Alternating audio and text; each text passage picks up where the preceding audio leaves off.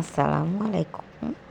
আজকে এখানে আপনাদের এই যে ছোট্ট একটি বাচ্চার ভিডিও দেখাচ্ছি। এটা হলো ১.৫ মাসের প্রেগন্যান্সি। এই কালো রঙের যেটা, এটা বাচ্চার থলি এবং ভেতরে বাচ্চার ছোট্ট একটি সাদা শরীর দেখা যাচ্ছে, খুবই ছোট।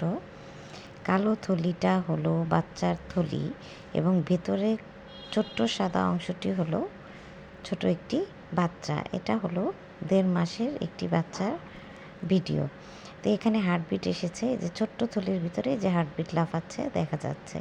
তো সেই বাচ্চাটি এখন একই বাচ্চা, দেখুন এটা হলো ৫ মাসের আল্ট্রাসোনোগ্রাফি। এখানে বাচ্চাটার দেখা যাচ্ছে মাথা, শরীর, এই যে মাথা, তারপরে এই যে শরীর, এইখানে হাত, দুটি হাত দেখা যাচ্ছে এবং নিচের দিকে দুটি পাও দেখা যাচ্ছে।